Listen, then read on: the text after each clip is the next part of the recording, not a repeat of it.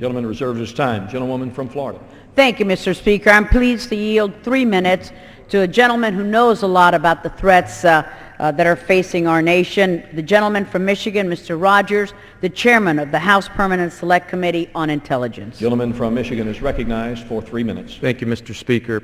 A lot of power and emotion in this debate today, and I'm glad for that. There should be.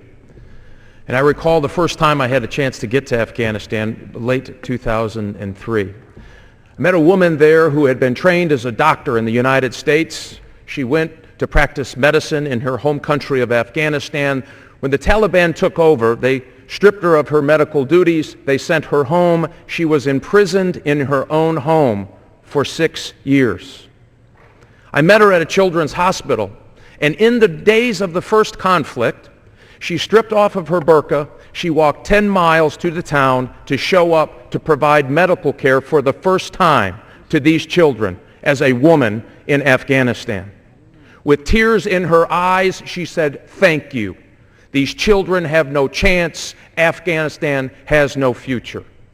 And we saw the soccer field where they took people down and summarily executed them for violations that they deemed to be executable offenses under no law under their own.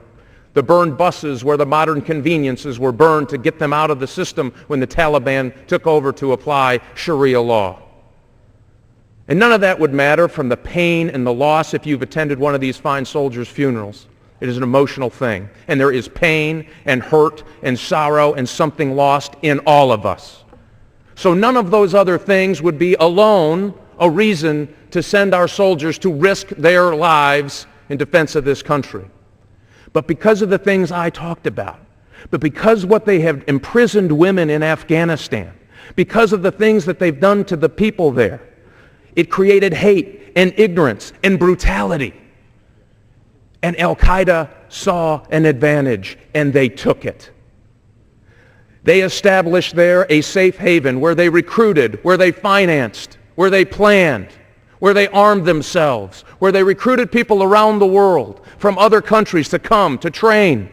And they sent some of them to the United States of America to slaughter 3,000 people. And if you want to talk about money, the $1 trillion+ that 9/11 has cost us just in economic loss.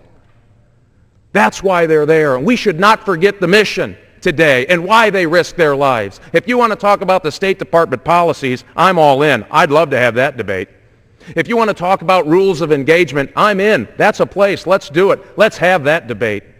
But if you want to tell the enemy today, and by the way, for the first time, we've got information that their commanders are saying, we don't want to go fight. The spring offensive is being planned now. Right now.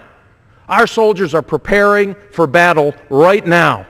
This may be that last great battle in Afghanistan on behalf of our soldiers to eliminate the major components of the Taliban taking over their country. It could be the thing that breaks the... Could I get an additional 30 seconds? The gentleman is recognized for 30 seconds additional. Gentleman is recognized for an additional 30 seconds.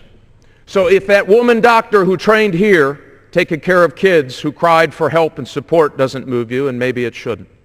For the pain of that funeral, that loss, that soldier who gave it all for this country doesn't move you, then what ought to move you is the fact that these folks are gearing up and hoping and praying that we give up and we pull these troops out before the mission is done. We all want them home.